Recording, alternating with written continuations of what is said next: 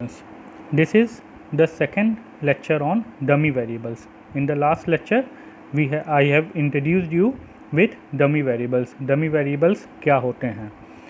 In the last lecture, we have covered what is the nature of qualitative information. Qualitative information क्या होती है? Qualitative variables क्या होते हैं? What is dummy variable? Dummy variables क्या होते हैं?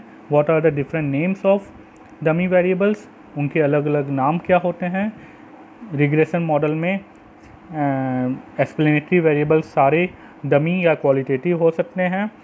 एक इम्पॉर्टेंट डमी वेरिएबल का कि उनके बीच में सिर्फ इंटरसेप्ट टर्म का डिफरेंस होता है, स्लोप उनके सेम होते हैं। Then I have told you given you a example of simple dummy variable model, regression model, where we have taken one dummy variable और उसका कैसे सिंपल इंटरप्रिटेशन होता है। This we have covered in the last lecture. Today we are going to do what is dummy variable trap. आज हम लोग dummy variable trap के बारे में पढ़ेंगे।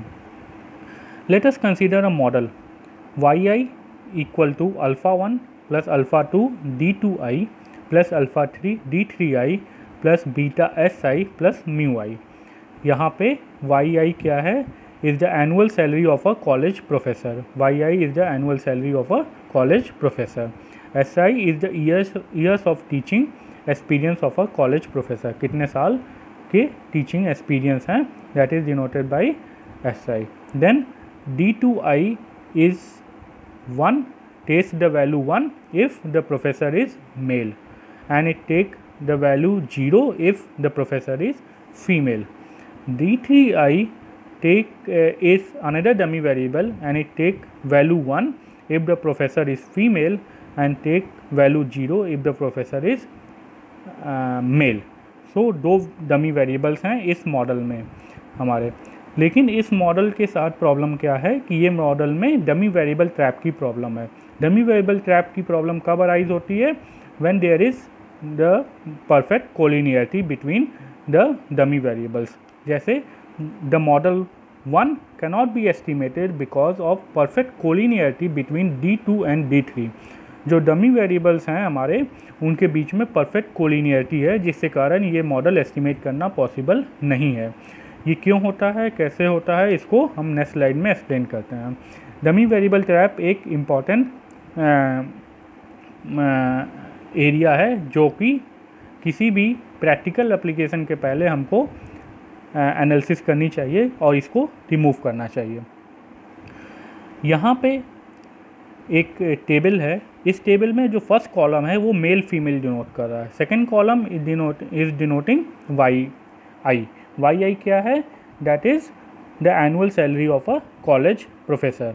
Then third column is denoting alpha 1। Alpha 1 क्या है? Is the intercept term. Then we have two columns which denote two dummy variables, d2 and d3. d2 and d3 are the two dummy variables, and s is the our explanatory variable, which is years of teaching experience of a college professor. यहाँ पे we can see that d2 equal to 1 minus d3. d2 कैसे calculate हो सकता है? यहाँ पे 1 minus d3, और d3 कैसे कैलकुलेट हो सकता है? That is by 1 minus d2। और d2 की वैल्यू मेल के लिए 1 है, फीमेल के लिए 0 है। d3 की वैल्यू मेल के लिए 0 है और फीमेल के लिए 1 है। With the use of this data we can calculate, अगर मेरे पास d3 की वैल्यू है तो हम d2 कैलकुलेट कर सकते हैं, और अगर d2 की वैल्यू है तो d3 कैलकुलेट कर सकते हैं। क्यों? क्योंकि d2 और d3 में एक रिलेशन इस्टेब्लिश हो रहा है। दैट वो रिलेशन क्या है? d2 equal to 1 minus d3 and d3 equal to 1 minus d2। To avoid the dummy variable trap we write the model as, वहाँ पे हम लोगों ने d2 और d3 के बीच में एक रिलेशन इस्टेब्लिश हो रहा है, जिससे कारण उनके बीच में परफेक्ट कोलिनियरिटी की प्रॉब्लम अराइज होती है।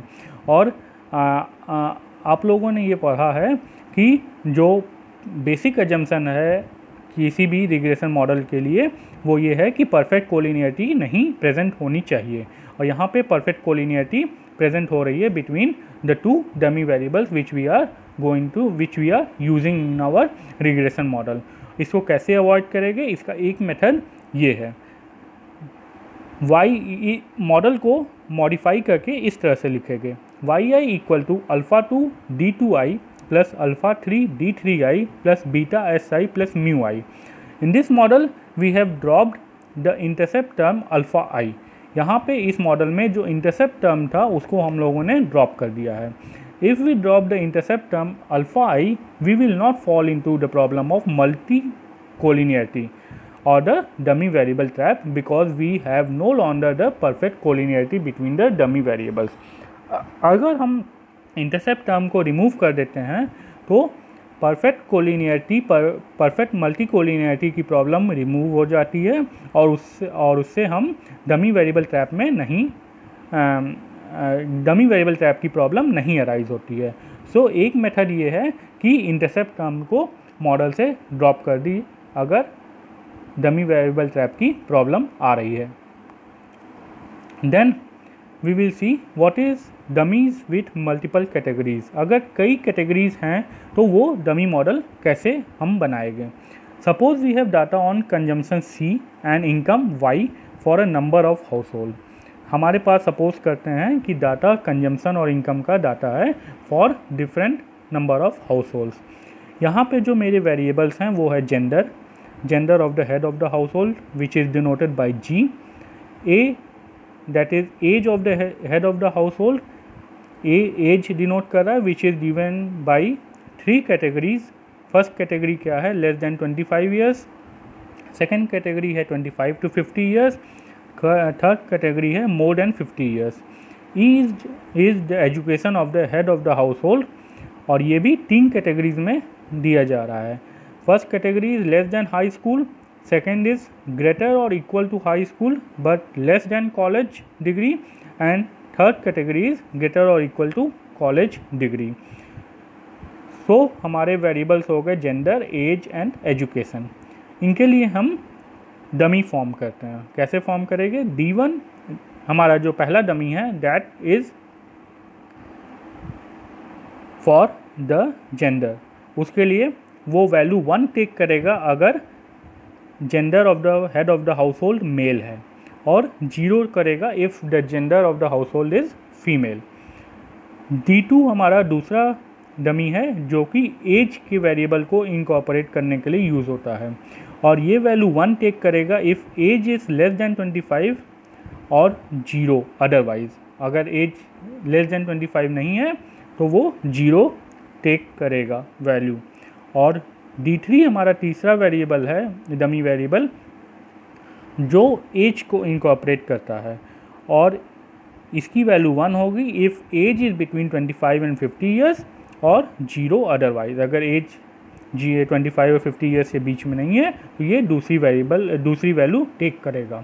Then we have 2 more dummy variables for education, D4 and D5। D4 क्या है, it takes value 1 if the education is less than high school and 0 otherwise, and D5 take value 1 if greater or equal than high school but less than college degree and 0 otherwise।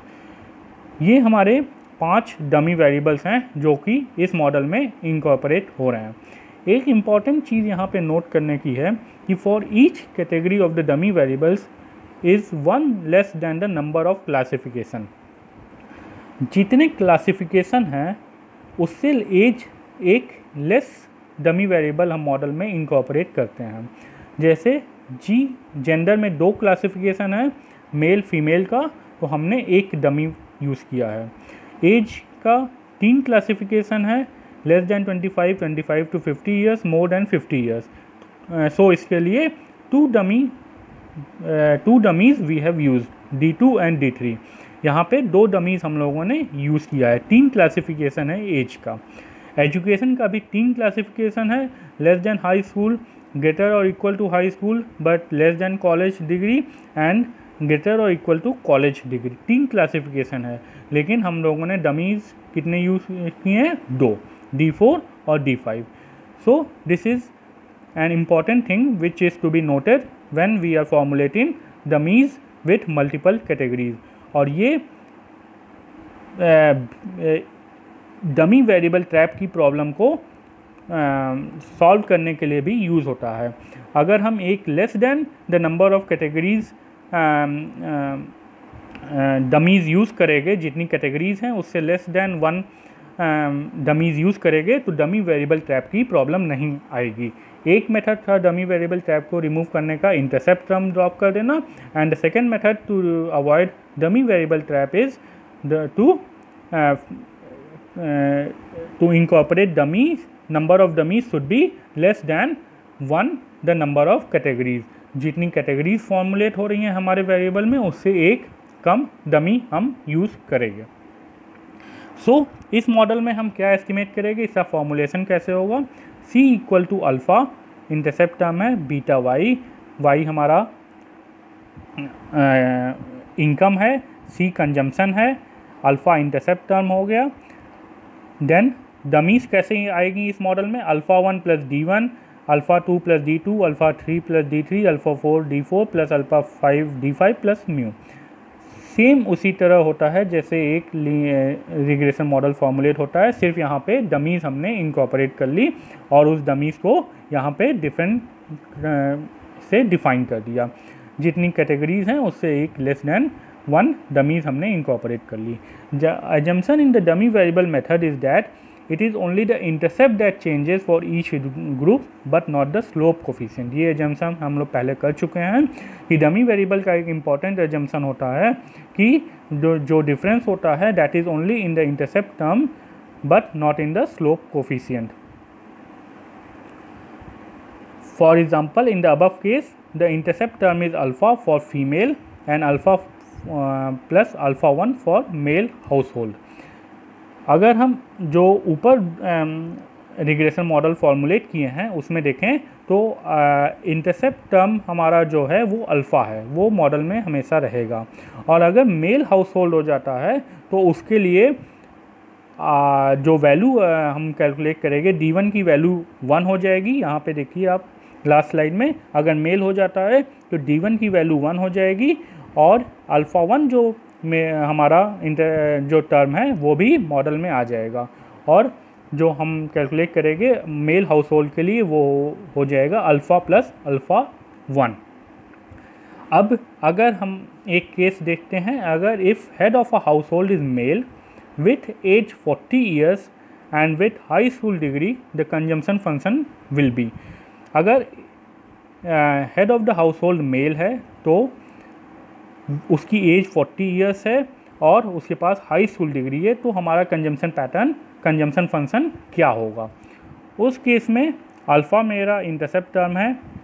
Alpha 1 model में इसलिए आ रहा है क्योंकि वो mail है, उस कारण से D1 की वैल्यू 1 हो जाएगी और अल्फ़ा 1 मॉडल में आ जाएगा।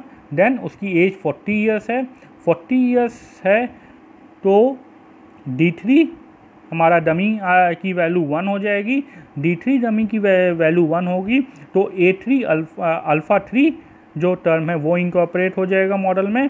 देन उसकी एजुकेशन है high school degree, high school degree के कारण वो D5 की वैल्यू 1 हो जाएगी और अल्फ़ा 5 जो वेरिएबल है, जो टर्म है, वो इनकॉर्पोरेट हो जाएगा हमारे मॉडल में। सो जो मेरा मॉडल कंजम्पशन फंक्शन इसके लिए फॉर्मुलेट होगा वो होगा consumption function equal to alpha plus alpha 1 plus alpha 3 plus alpha 5 plus beta Y. Beta Y हमारा पहले से था मॉडल में।